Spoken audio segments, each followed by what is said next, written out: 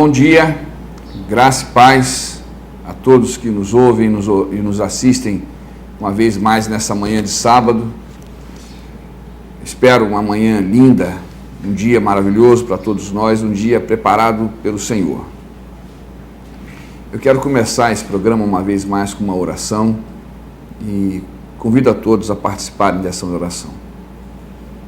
Deus querido, Deus Pai, Deus de amor, Deus de poder, Deus de misericórdia, Tu que és aquele que tudo criou, tudo fez, tudo sustenta com as suas mãos, ó Pai querido, Tu que tem olhado para nós com amor e com carinho, continua, Senhor, a estar conosco, apesar de todas as nossas fraquezas e nossos pecados. Nós Te glorificamos e adoramos, Senhor, a cada dia das nossas vidas. Abençoa, Senhor, esse programa dessa manhã de sábado, meu Deus, abençoa uma vez mais as pessoas que trabalham nesse estúdio, que se dedicam a levar a Tua palavra, Senhor, o mais longe possível. Abençoa as cidades da região, abençoa Iacanga, Bitinga, não sei quais todas possam estar nos ouvindo, nos assistindo, mas todas as outras cidades da região que nos alcançam.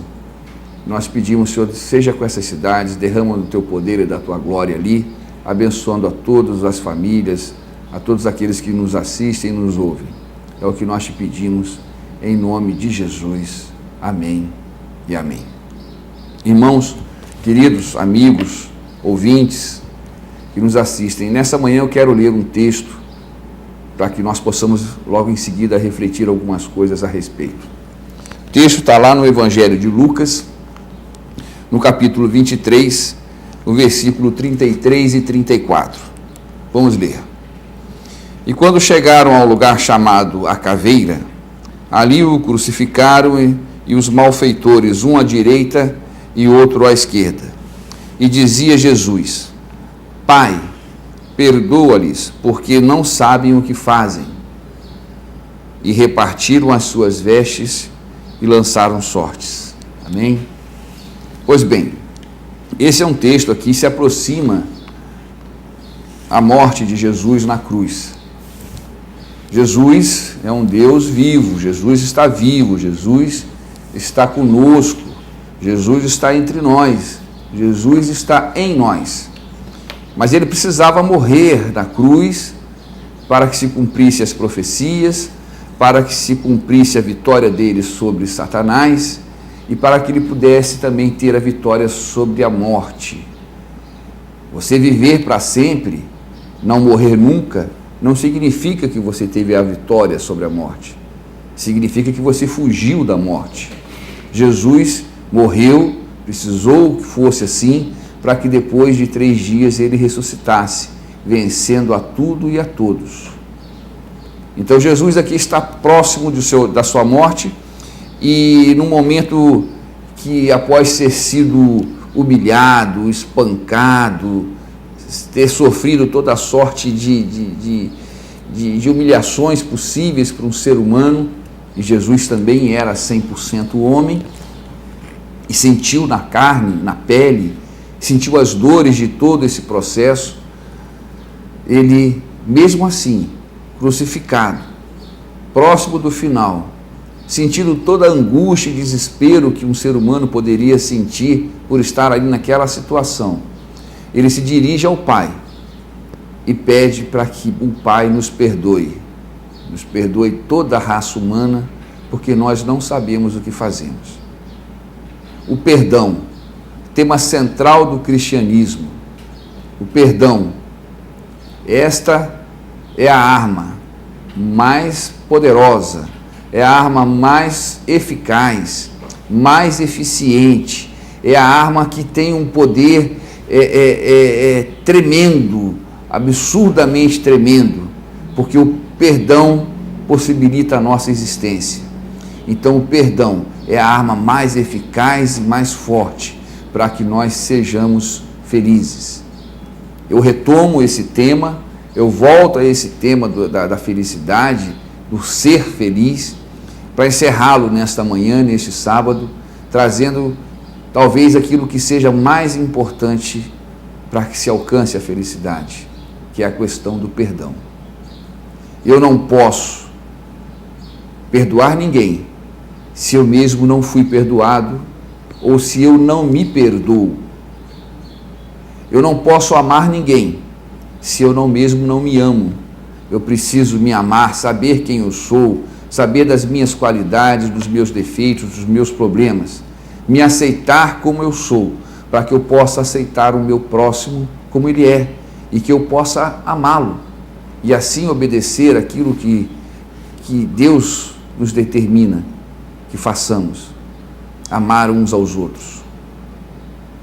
O perdão é a expressão máxima desse amor e ele tem um poder de transformar as nossas vidas. O perdão tem um poder transformador do nosso interior, do nosso íntimo, daquilo que está mais profundamente escondido dentro da nossa alma. Vem à tona, aflora e nos possibilita viver melhor, viver felizes. O perdão é algo tremendo, irmãos, amigos, queridos que nos ouvem. E eu quero dar um pequeno testemunho, rápido testemunho, do que aconteceu com a minha vida. O que aconteceu com a minha vida depois que eu perdoei. Eu sou filho de pais separados. Meus pais se separaram quando eu ainda era muito novo, muito jovem, eu era pequeno, era uma criança. E essa separação, como todas as separações, são traumáticas. Trazem muitas dores, muitas feridas são abertas. Principalmente as crianças, os filhos, sofrem muito com a separação dos pais. E não podia ser diferente comigo. E assim foi. E meu pai seguiu o caminho dele, a vida dele, nós seguimos a nossa vida. Meu pai se transformou numa pessoa de sucesso, um profissional reconhecido e de sucesso em São Paulo. E nós continuávamos morando no Rio de Janeiro, que é a cidade onde eu nasci e vivi boa parte da minha vida. E ali nós passamos por muitas dificuldades. Enquanto meu pai em São Paulo experimentava uma ascensão na vida dele profissional, uma ascensão na vida dele pessoal, uma ascensão na vida financeira, nós experimentávamos lá no Rio de Janeiro uma queda muito forte na nossa vida e passávamos por muitas dificuldades, chegamos a passar fome, fomos muito humilhados, enfim, coisas que talvez você que está me assistindo nessa manhã já tenha passado ou esteja passando. E isso fez crescer no meu coração um ódio, uma raiva muito grande pelo meu pai. E esse ódio foi crescendo com o passar dos anos. Minha irmã, sempre mais próxima do meu pai, muito amorosa, muito carinhosa, mas eu não. Esse ódio, essa distância, esse sofrimento, essa dor endureceu o meu coração e eu me afastei cada vez mais de meu pai e não conseguia expressar nenhum sentimento positivo, nenhum amor, não conseguia me aproximar dele de forma alguma. E isso marcou a minha vida na minha infância, na minha juventude, minha adolescência. E depois de adulto, isso me feriu e me causou muitos problemas. Fiquei 8 anos sem ver, sem falar com meu pai. E eu tinha feito uma promessa para mim mesmo, na época nós não éramos cristãos evangélicos, nós não tínhamos conhecido ainda Jesus, e eu tinha feito uma promessa para mim mesmo que eu venceria na vida, que eu também conquistaria o sucesso em todos os sentidos, para provar para mim e para provar para o meu pai que eu não precisava dele. E fiz isso, trabalhava horas e horas a fio, me dedicava mais do que os outros, estudava mais do que os outros, lia mais do que os outros, e esse sucesso começou a vir. E foi chegando, e a minha vida foi sendo transformada materialmente, e aí fomos conquistando algumas coisas, e depois de 8 anos eu estava em São Paulo, hospedado em São Paulo num hotel de luxo, e aí eu tomei a iniciativa de procurar pelo meu pai.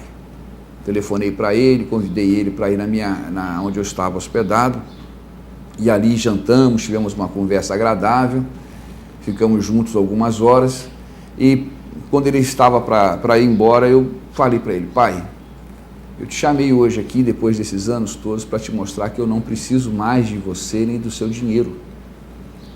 O que eu queria era o teu amor, o teu carinho e a tua atenção. E eu não tive. Mas ainda dá tempo, falei para ele. Eu tomei a iniciativa, eu dei o primeiro passo, eu te procurei e nós estamos aqui hoje. A partir de hoje para frente, se o senhor me procurar, nós vamos começar a ter um relacionamento de pai e filho. Nos despedimos, ele foi embora, e eu voltei para o Rio de Janeiro, e meu pai nunca mais me procurou. Passamos alguns anos ainda sem nos ver, sem ter um relacionamento, e esse ódio não foi apagado do meu coração. Pelo contrário, ele aumentou mais ainda. Eu tinha tomado a iniciativa de procurá-lo, de buscar um entendimento, de tentar sanar todas as coisas do passado, e ele não tinha dado a correspondência que eu imaginei que eu iria receber. Então minha vida foi movida e foi estimulada por um sentimento ruim. Os anos se passaram e eu conheci Jesus Cristo. E a partir desse momento, a vida da gente é transformada. Ninguém tem um encontro com Jesus e a vida continua como estava antes. Paulo teve um encontro com Jesus na estrada de Damasco e chegou a ficar cego por alguns dias. Tão tremendo foi a experiência daquele encontro. E crescendo na fé, conhecendo as coisas, a palavra de Deus, meu coração foi tocado pelo Espírito Santo e eu vi que eu precisava pedir perdão para o meu pai. De todas as coisas que eu tinha falado a respeito dele, sem que ele mesmo soubesse disso. E comecei a orar e pedir a Deus, pedir ao Espírito Santo de Deus que providenciasse um encontro entre nós. Eu não sabia quando seria nem como. Numa festa de casamento, uma festa com muitas pessoas, meu pai veio e ali nós tivemos um encontro. E eu ficava olhando, ele estava sentado numa mesa longe, e eu aguardando uma oportunidade para que ele ficasse sozinho na mesa e eu fosse procurar por ele. E ele ficou alguns instantes. Eu levantei da onde estava, corri até aquela mesa, sentei do lado dele. Eu já estava ali com 40 e poucos anos, quase 50 anos de idade, meu pai com quase 70. E aí eu sentei na frente dele e ele falou: o que foi, filho? Eu falei: pai, eu vim aqui para pedir perdão para você, porque eu fiz isso, e contei todas as coisas que eu fiz sem que ele soubesse que eu tivesse feito. E pedi perdão para ele. Foi um momento bonito, ele se emocionou, eu também, não podia ser diferente, nós choramos ali, e foi talvez um dos momentos mais importantes da minha vida. A partir daquele momento, meu coração perdoou meu pai, e ele também me perdoou. A partir daquele momento a minha vida mudou absolutamente em tudo. Eu comecei a ver coisas que antes eu não era capaz de enxergar. O meu relacionamento com a minha esposa melhorou, o meu relacionamento com os meus filhos melhorou, a minha vida no trabalho melhorou. E por incrível que pareça, algo que não tem nada a ver, até a minha vida material melhorou. Então, querido, eu vim falar nesta manhã, talvez do último ponto que tem a ver com felicidade. É o perdão. Aprenda a perdoar. Peça ajuda ao Espírito Santo de Deus para que você possa perdoar. Você sozinho não vai ser capaz disso. Nós não temos força para isso, mas Jesus tem. Jesus nos fortalece, o Espírito Santo de Deus nos mostra o caminho e a direção, e nós conseguimos perdoar. Eu não gostaria nessa manhã de ter trazido algo teórico, ou algo teológico, ou algo muito intelectualizado. Eu quis trazer uma experiência pessoal, algo concreto, que mudou a minha vida, e por amor a você, que eu nem conheço, nem estou vendo, eu quis trazer essa experiência para você, para que você possa experimentar aquilo que eu experimentei e experimento na minha vida. uma felicidade que independe de tudo e que está ligada apenas a Jesus Cristo. Que você possa aprender a perdoar, que você se perdoe, que você se ame, para que você também possa perdoar as pessoas, amar as pessoas e viver uma vida feliz. Olhe o exemplo de Cristo na cruz, ao lado de dois, vamos dizer assim, bandidos, sendo humilhado, sendo morto, sendo espancado, cuspido. Ele perdoou e pediu ao Pai o perdão para toda a raça humana. Essa é a palavra que eu queria ter trazido nessa manhã. Que Deus nos abençoe, que Deus abençoe você que nos ouviu. Hoje eu quero trazer para os irmãos uma palavra que a gente já pregou em algumas igrejas fora daqui, algumas congregações, a gente já teve levando essa palavra.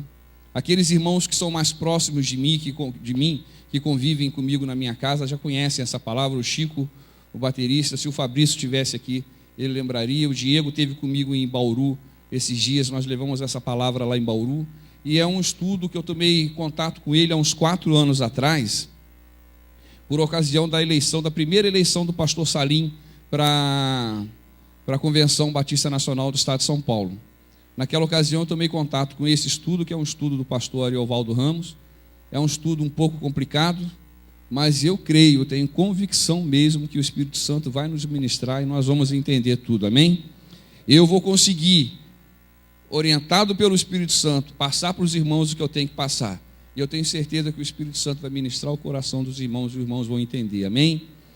É um pouco de ousadia, mas a gente não pode ter medo, a gente tem que ter ousadia, amém? Então eu quero convidar a igreja a abrir as suas Bíblias aí no livro de Apocalipse. Apocalipse 5.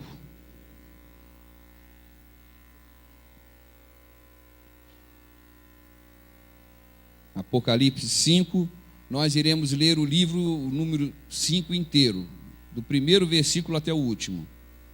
Amém? Irmãos, nós vamos procurar entender nessa noite algumas coisas. Primeiro, que nós, seres humanos, traímos Deus em algum momento das nossas vidas. E por causa disso, nós fomos desprovidos da glória de Deus. Por causa disso, nós nos tornamos inimigos de Deus. Mas por causa de Jesus, nós nos achegamos a Deus. Amém? Então vamos ler novamente, vamos ler então aqui o capítulo 5 de Apocalipse. Vi na mão direita do que estava sentado sobre o trono um livro escrito por dentro e por fora, selado com 7 selos. Vi também um anjo forte, bradando com grande voz: quem é digno de abrir o livro e de lhe romper os selos? E ninguém no céu, nem na terra, nem debaixo da terra podia abrir o livro, nem olhar para ele. E eu chorava muito, porque ninguém fora achado digno de abrir o livro, nem de lhe ler, nem de olhar para ele. Todavia, um dos anciãos me disse: não chores, olha, o leão da tribo de Judá, a raiz de Davi, venceu para abrir o livro e os seus 7 selos. Então vi no meio do trono e dos 4 seres viventes, e entre os anciãos em pé, um cordeiro. Como havia sido morto, ele tinha 7 chifres, 7 olhos, que são os 7 Espíritos de Deus enviados por toda a terra. E veio e tomou o livro da mão direita do que estava sentado no trono. Logo que tomou o livro, os 4 seres viventes e os 24 anciãos prostraram-se diante do cordeiro. E tendo todos eles, uma harpa e taças de ouro cheias de incenso, que são as orações dos santos, e cantavam um novo cântico, dizendo: digno és de tomar o livro e de abrir os seus selos, porque fostes morto, e com teu sangue comprastes para Deus homens de toda tribo, língua, povo e nação. Para o nosso povo os fizestes reino e sacerdotes, e eles reinarão sobre a terra. Então olhei e ouvi a voz de muitos anjos ao redor do trono, e dos seres viventes e dos anciãos, e o número deles era de milhões, de milhares de milhares, proclamando com grande voz: digno é o Cordeiro que foi morto de receber poder e riqueza, e sabedoria e força, e honra e glória e louvor. Então ouvi a toda a criatura que está no céu, na terra e debaixo da terra, no mar, e todas as coisas que neles há, dizerem ao que está assentado sobre o trono e ao Cordeiro, seja o louvor, e a honra, e a glória, e o poder para todo sempre. E os 4 seres viventes diziam amém. E os anciãos prostraram-se e adoraram. Glória a Deus. Vamos orar? Pai amado, Senhor, Pai querido, em nome do Teu Filho Santo Jesus Cristo. Meu Deus, obrigado porque nós estamos aqui reunidos. Tudo se levanta, tudo é preparado para nos desunir. Meu Deus, mas o Teu poder e a Tua força e o Teu desejo é maior que tudo, Senhor. E o Senhor tem nos mantido unidos pelo Teu amor. Nós queremos Te agradecer, Senhor, porque nós estamos nessa noite aqui. Pai amado, Pai querido, Senhor, ministra o coração do Teu povo e usa-me, Senhor, que não seja mais eu a falar, mas o Teu Espírito Santo a usar-me, Senhor, para ministrar o Teu povo. É o que eu Te peço, Senhor, em nome de Jesus. Amém e amém. Glória a Deus. Então, irmãos, vamos tentar entender. Esse é um texto cheio de figuras de linguagem, cheio de metáforas, é quase que uma poesia. Então tem coisas que assim a gente lendo, é meio complicado de estar entendendo algumas coisas que a gente leu aqui. Nós não vamos analisar tudo não, porque seria uma coisa muito longa. Então nós vamos pensar, vamos pegar alguns pontos desse texto e tentar entender algumas coisas, amém? Antes de entrar no texto propriamente dito, vamos tentar contextualizar a coisa aqui. Quem escreveu o Apocalipse, o livro de Apocalipse, todas as evidências mostram que foi o apóstolo João, né? João era um dos apóstolos que conviveram com Jesus, caminharam com Jesus. João talvez tenha sido o único deles que não morreu por morte violenta. João morreu de velhice. João foi exilado na ilha de Patmos, né? E ali viveu até a sua morte, e foi por causas naturais, não foi ali como foi Paulo, como o pastor Salim falou outro dia aqui, que foi degolado, né? Outros foram mortos crucificados de cabeça para baixo. Então os apóstolos de Cristo, por conta da fé e por conta do nome do Senhor Jesus, sofreram muito, foram perseguidos, castigados, tiveram morte violenta. Mas João não. Alguns teólogos dizem que essa morte natural, e João morreu aí muito idoso. Se a gente for ver aqui a data provável que esse livro de Apocalipse foi escrito, João deve ter morrido com mais de 100 anos. Então, ele teria morrido dessa forma por conta da grande intimidade que ele tinha com Jesus na vida, enquanto Jesus era vivo, e o grande amor que unia os dois. João era muito próximo do Senhor Jesus. E na ilha de Patmos, João é arrebatado aos céus. João sofre um arrebatamento, é levado nos sentidos aos céus e presencia várias cenas, vários acontecimentos são exibidos para João ali no céu. Esse que nós lemos é um deles. E então vamos tentar entender isso aqui. Primeira coisa que o texto nos diz é que quem estava sentado no trono segurava um livro selado por dentro e por fora, escrito por dentro e por fora e selado de 7 selos. Se vocês quiserem ficar com a Bíblia aberta lá no texto, é bom que vocês vão acompanhando e vão checando aí, de repente eu posso me enganar em alguma coisa. E esse livro estava selado com 7 selos, estava na mão de quem estava sentado no trono. Quem estava assentado no trono? Deus. Então esse livro está na mão de Deus. E é um livro que está escrito por dentro e por fora, e selado de 7 selos, por 7 selos. Esse livro, irmão e irmã, é o livro da nossa redenção. É o livro da nossa salvação. É o livro da nossa cura eterna. É o livro que nos leva para a vida eterna. Esse livro tem ali escrito o teu nome e o meu nome. Amém? Esse livro tem escrito a nossa história, a tua história e a minha história. Nesse livro tem escrito os nossos pecados, o teu pecado e o meu pecado. Mas no final de cada história, de cada um de nós, tem uma assinatura em vermelho dizendo perdoado. Nesse livro, no final dele está escrito isso. No final de cada história nossa, que vem todos os nossos pecados, todas as coisas boas que fizemos, todas as coisas ruins que fizemos, todos os nossos arrependimentos e todos os nossos medos são encerrados com a assinatura de Cristo Jesus. Amém? Assinatura em vermelho, assinatura escrita com o sangue do Cristo. Amém? Esse, então, é o livro que está nas mãos daquele que está assentado no trono, que é o nosso Deus. Amém? Um pouquinho mais adiante, vamos ver aqui.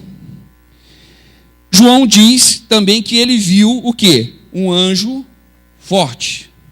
Irmãos, eu imagino que todo anjo deva ser forte. Via de regra, um anjo deve ter mais força do que eu tenho força fisicamente, né?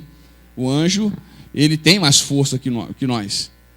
Via de regra, o anjo é um ser forte, poderoso. Mas João faz questão de dizer aqui o quê? Esse era um anjo forte, então ele devia ser mais forte do que um anjo normal. Concorda? Porque é o que o João está dizendo aqui. Esse anjo era um anjo forte. Então João está fazendo questão de deixar frisado, marcado a característica desse anjo. Devia ser um anjo, um baita de um anjo enorme, grande, musculoso, forte, com uma espada enorme embanhada na cintura, cheio de poder, para fazer alguma coisa. O que ele está fazendo ali na frente do trono? O que esse anjo está ali? Deus, segurando o livro da nossa redenção, na mão de Deus, e o anjo na frente. O que esse anjo está fazendo ali? Vamos entender. E o anjo está dizendo mais ou menos assim: e ninguém no céu, nem na terra, nem debaixo da terra podia abrir o livro, nem olhar para ele. Então o anjo está dizendo o seguinte: olha, esse livro aqui ninguém pode botar a mão nele. Ninguém pode tirar os selos. Ninguém pode abrir o livro. Porque não foi encontrado ninguém digno, nem na terra, nem no céu, nem debaixo da terra, para abrir esse livro. E quando João dá de frente com essa cena, o que acontece com João? Vocês podem ver no texto aí. Ele se desespera e começa a chorar. Sabe aquele choro que a gente chora às vezes, no quarto da gente, sozinho? Quando a gente olha para a vida da gente, vê aquele quadro terrível na nossa vida, nada está dando certo, os problemas estão se acumulando, e às vezes lá no fundo, a gente é tocado pelo Espírito Santo e fala assim: olha, essas coisas estão dando errado, o culpado disso sou eu mesmo. E aí a gente começa a chorar. Sabe aquele choro compulsivo que a gente não consegue parar de chorar? Esse era o choro de João. João estava vendo a cena na frente dele, Deus com o livro da nossa redenção na mão dele, mas esse livro não podia ser entregue para ninguém, porque não havia sido achado ninguém digno de abrir o livro. Não havia sido ninguém achado tampouco de olhar para ele. Está aqui o pastor Rogério com a Bíblia na mão, então vamos imaginar que eu estou ali, o pastor Rogério é Deus, está com o livro na mão, e eu estou aqui do lado. Eu não posso nem desviar o meu olhar para o livro, que seria a Bíblia aqui que está na mão do pastor Rogério. Eu não posso nem desviar, porque não foi achado nenhum digno. Nós pecamos, a nossa natureza é ruim, a nossa natureza é má. O ser humano é o bicho mais desumano que existe na face da terra. Mas nós fomos salvos por Jesus. E quando Deus olha para nós da primeira vez, Ele não acha nada que preste em nós. Mas quando Deus dá uma segunda olhada para nós, Ele olha Ele mesmo dentro de nós.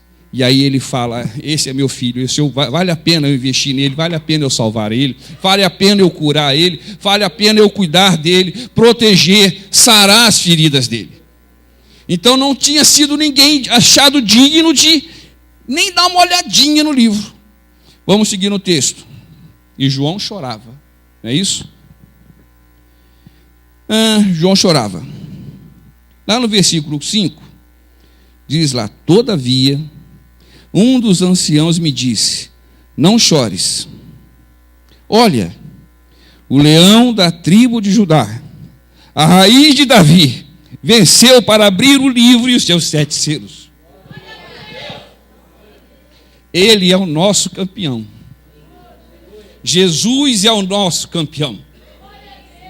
Jesus é o seu campeão, irmão, irmã. Nós não somos dignos de abrir os selos, nem abrir os livros, mas Jesus venceu por nós na cruz, e Ele foi achado digno para isso. Ele satisfez a honra, e Ele satisfez a justiça de Deus. A figura dos anciãos e dos 4 seres viventes é mais ou menos assim. Os anciãos, eles estão ali para conferir se a honra de Deus está sendo cumprida, está sendo atendida, está sendo satisfeita, porque Deus merece honra, amém? E os 4 seres viventes estão ali para verificar se a justiça de Deus está sendo satisfeita.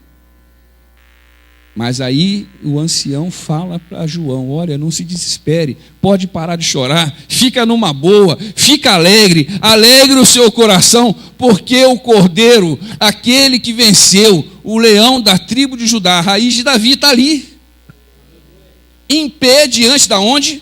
Do trono. Vamos seguir.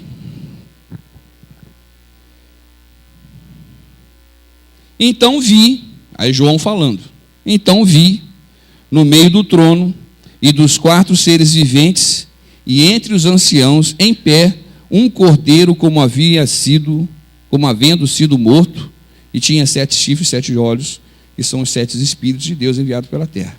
Então vi no meio do trono e dos 4 seres viventes e entre os anciãos em pé um cordeiro. É isso que está escrito aí? Bom, mas o ancião tinha falado o quê? Um leão.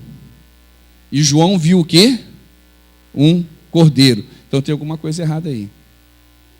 Ou João, o ancião, falou: olha lá, o leão da tribo de Judá. Ou João, em vez de olhar na direção que o ancião mostrou, pode ter olhado na direção oposta e viu um cordeiro. Ou então João precisava, como eu, de óculos, porque estava um leão lá e ele estava enxergando um cordeiro. Sabe o que é, irmãos? Isso aqui é algo tremendo. Eu lembro que quando a gente estava conversando sobre esse texto na minha casa, eu e o Chico, baterista que está em pé, sentado aqui do nosso lado, ele se emocionou, começou a chorar. Ele teve um entendimento espiritual do que significa isso.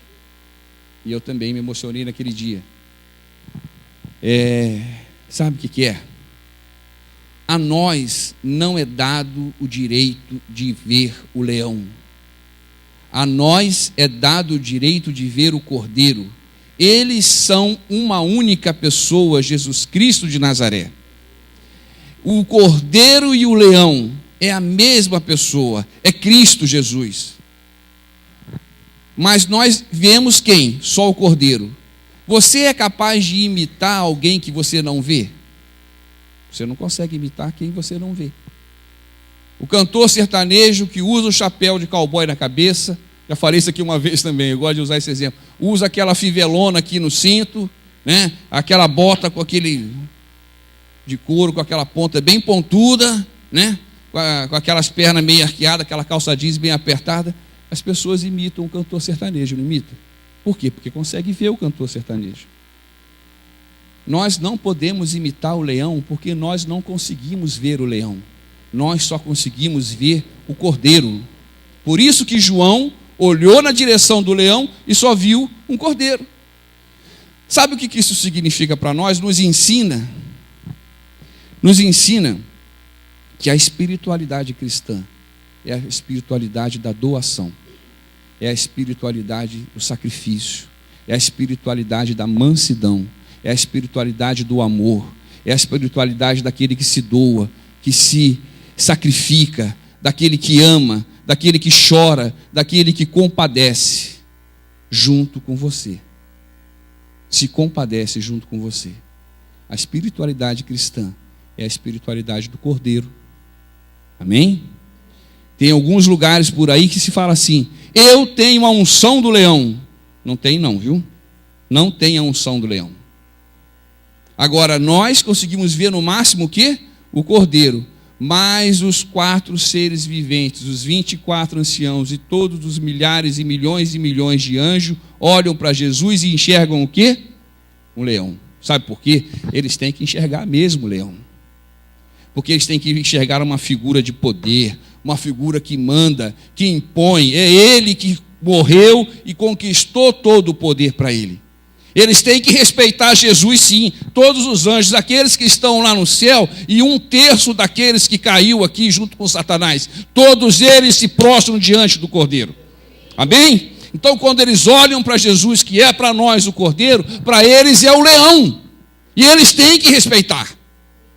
E nós temos que entender isso. A nossa espiritualidade não é da briga, não é da contenda, não é a espiritualidade daquele que quer impor sua vontade, não é a espiritualidade da soberba, é a espiritualidade da mansidão.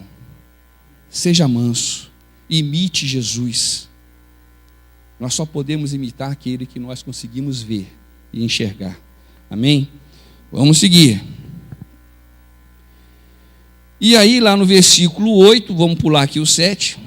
Não, vamos no 7. E ele tomou o livro da mão direita do que estava sentado no trono. Logo que tomou o livro, os 4 seres viventes e os 24 anciãos se prostraram. Irmãos, o que o anjo tinha falado, hein? O que o anjo forte tinha falado? Olha, mais ou menos assim, eu estou falando em linguagem nossa aqui para a gente ficar. O anjo estava falando assim, ó, por mim ninguém passa, eu sou grande, forte, poderoso, estou com a espada, por mim ninguém passa, ninguém olha para o livro, ninguém bota a mão no livro, ninguém abre os 7 selos e ninguém lê o que está escrito lá dentro. Aí chegou esse rapaz aqui, rapaz é uma maneira, pessoal, estou falando brincadeira, não é desrespeitando a figura do Senhor Jesus. Chega esse aqui, o Senhor Jesus, e vai lá direto no trono e faz assim, dá licença pastor, faz assim ó, aqui está escrito a história do tal de Rogério, do Chico, está escrito a história do Marcelo. O livro agora é meu, tá? Glória a Deus. Agora o livro está na mão do Senhor Jesus. Amém? O livro, e Ele tem o poder para abrir o livro. Amém?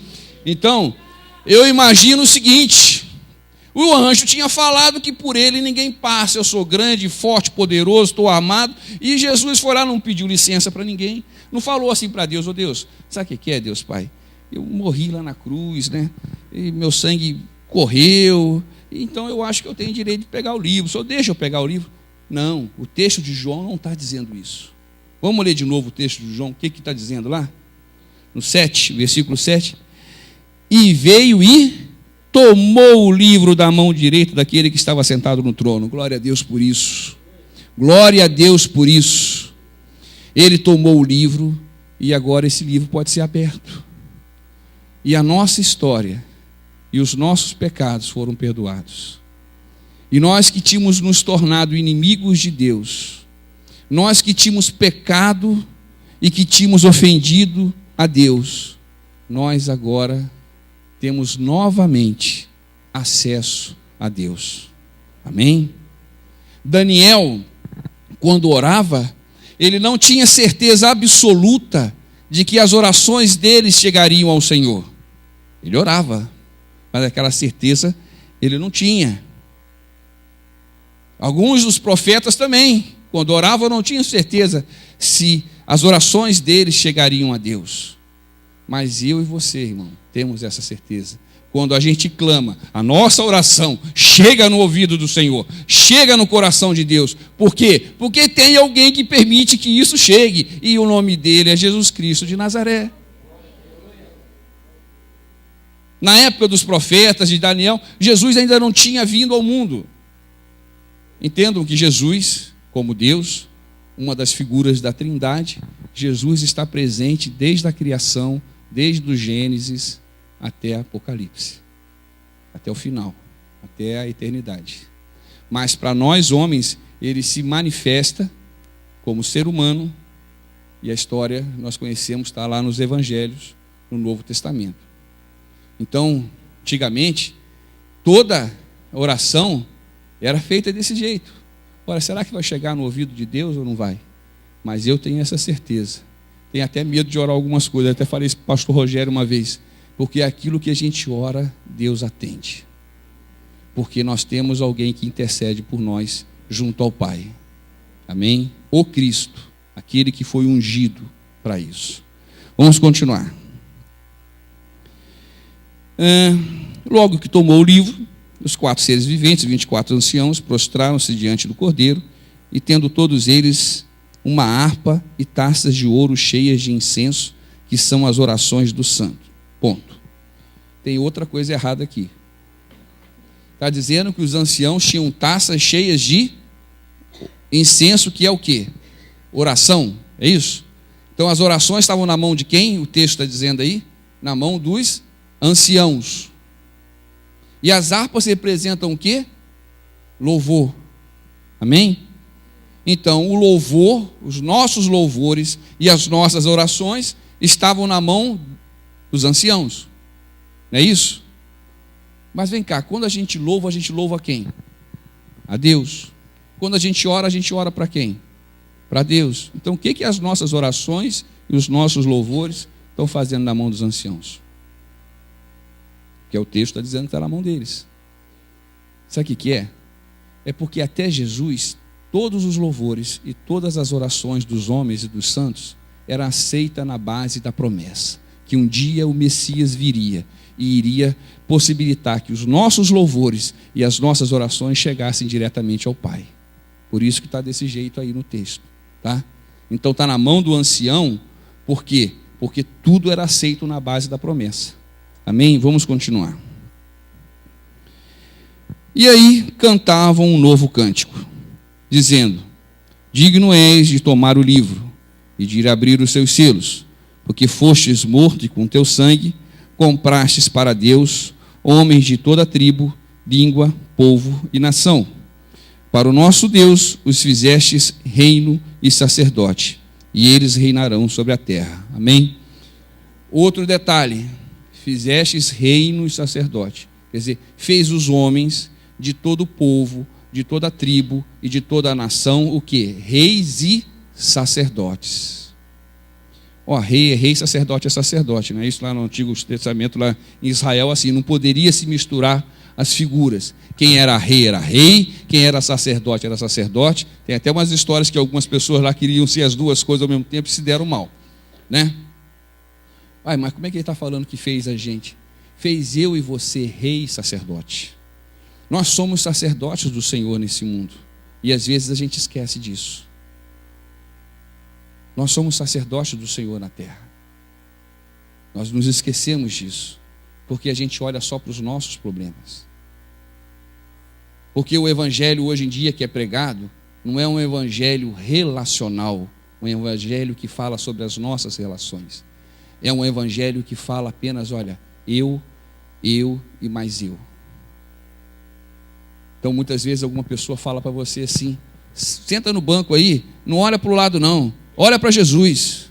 Esquece quem está do seu lado aí, olha para Jesus, ora para Deus e busca Jesus. E do seu lado tem alguém que está passando um problema sério demais, está chorando e você não quer nem olhar para ele. Alguém que está precisando que você estenda a mão e ore com ele, e abençoe a vida dele. Mas estão ensinando para todos nós, principalmente na televisão, que a gente tem que olhar só para Jesus e não olhar para o lado. O evangelho, acima de tudo, é uma mensagem de relacionamento dentro da igreja. Nós temos que nos amar, nós temos que nos doar. O que você fez nos últimos 12 meses para ajudar alguém? O que você tem feito para ajudar alguém? Ora, não foi dito aqui que a religiosidade cristã é a religiosidade da doação, daquele que compadece junto com o outro, imitando a quem? Imitando ao nosso Senhor Jesus Cristo de Nazaré. E nós temos feito isso. Nós estamos nos compadecendo do outro que está do nosso lado, que precisa apenas de um aperto de mão, de um abraço, de um carinho, de um beijo, de uma oração? Não. Eu só quero chegar para Jesus e me dá, eu quero isso, eu quero um emprego novo, eu quero um carro novo, eu quero mais dinheiro, eu quero uma nova mulher, eu quero uma nova namorada, eu quero tudo para mim, Senhor. Isso quem está ensinando, isso se chama o evangelho do egoísmo. Esse não é o evangelho de Cristo Jesus. Cristo entrava pela cidade com um cortejo dele e vinha um outro cortejo de outra direção. Era a viúva que ia enterrar o único filho. E o cortejo de Jesus vinha comemorando, vinha aquele pessoal, todo mundo alegre, os discípulos, numa boa ali e tal. E do outro cortejo, todo mundo chorando. Imagina, a mulher já era viúva e tinha morrido o seu único filho que sustentava ela. E aí Jesus estava com o cortejo dele, continuou comemorando, vamos lá, é isso aí mesmo, agora estamos numa boa. Não, Jesus não fez isso. Jesus parou o cortejo dele, se compadeceu da viúva e foi lá. E colocou a mão e falou para o jovem, levanta. E ressuscitou aquele homem. Você quer imitar Jesus? Faça isso. Faça isso. Assim nós vamos estar imitando ao nosso Senhor. Amém?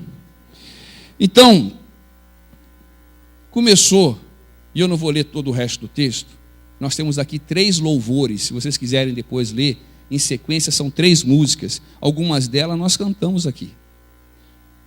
Começaram 3 louvores, na realidade começou um culto que tinha parado de acontecer. Esse culto não podia acontecer, porque nós tínhamos sido expulsos da presença de Deus por causa do nosso pecado.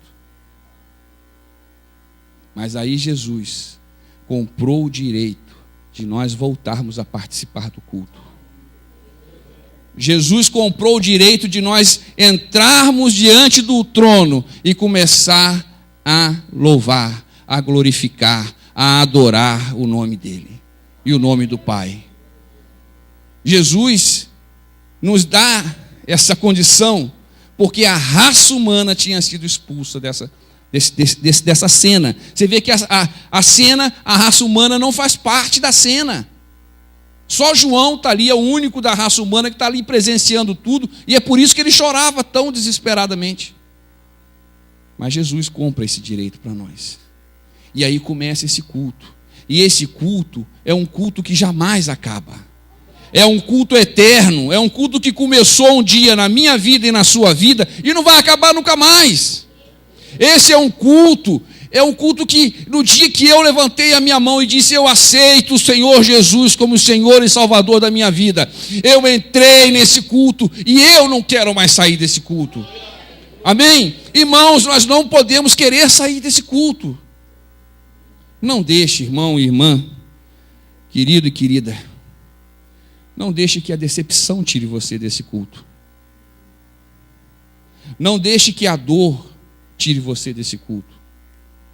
Não deixe que o seu pecado tire você desse culto. Porque esse culto foi comprado para nós com um preço muito alto. Não permita que a sua dor tire você do culto. Não saia do culto. O mundo é um lugar do culto. O culto não é aqui dentro dessas 4 paredes.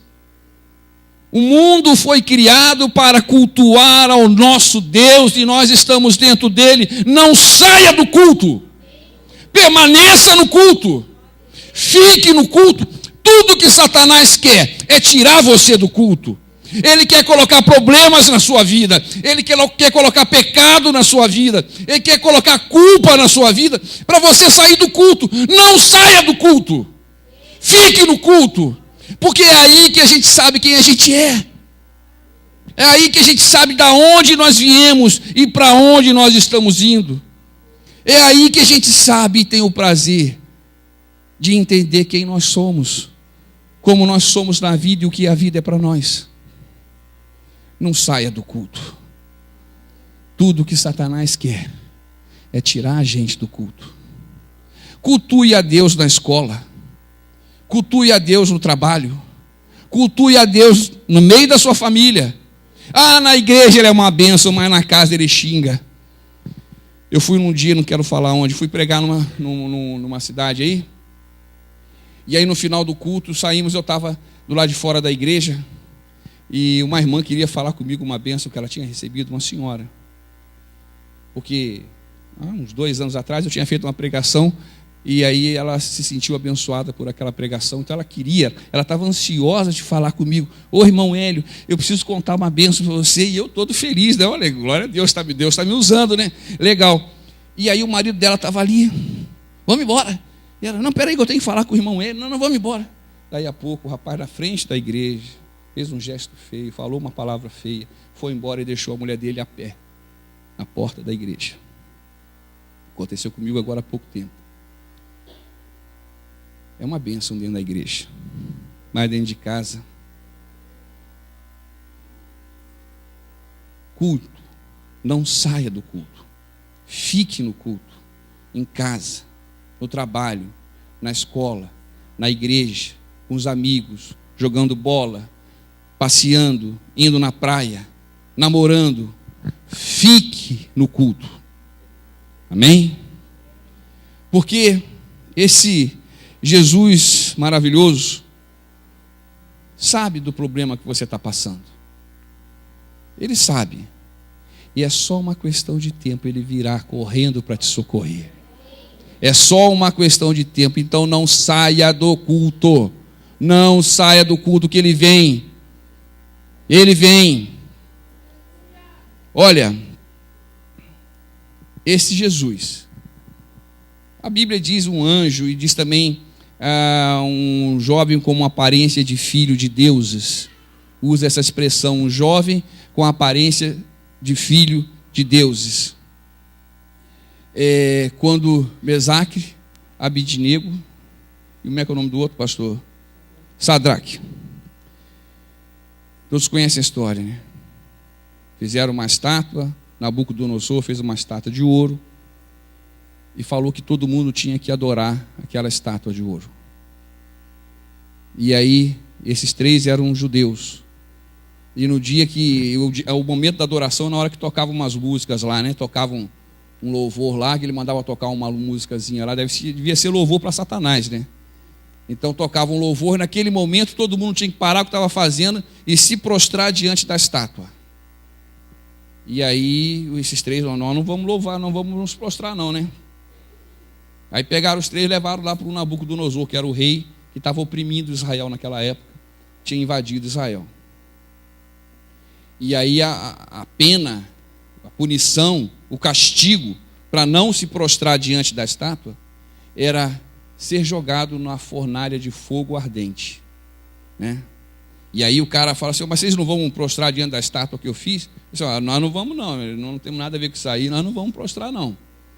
E aí o cara falou, você não vai não? Então tá, então faz o seguinte, bota 7 vezes mais fogo naquela fornalha ali e pega os 3 e joga lá que eu quero ver ardendo esses caras lá dentro. E aí, então vamos, né? Pegaram os caras fortes e jogaram os 3 lá dentro. Os caras que jogaram morreram. E aí Nabucodonosor, deixa eu dar uma olhada, ver esses caras queimando lá. E quando ele olha lá dentro da fornalha, vê 4 lá dentro. Tinha 4 lá dentro. Não tinha 3. Ele jogou 3, mas tinha 4. Para mim, esse quarto era Jesus Cristo que estava lá com eles. Para mim, era Jesus que estava lá e saíram de lá e ninguém acreditou. A roupa não queimou, o cabelo não queimou e nem cheiro de queimado, diz a Bíblia, diz que eles não tinham. Então, esse é o Jesus que eu estou falando aqui. Esse é o Jesus que está aqui em Apocalipse 5. É esse o Jesus que morreu na cruz por mim e por você, para abrir o livro e para assinar o livro. Está perdoado, você está perdoado, você está perdoado, você está perdoado. Vocês estão perdoados, eu estou perdoado. Tenha convicção disso, não abaixe a sua cabeça. Não abaixe a sua cabeça.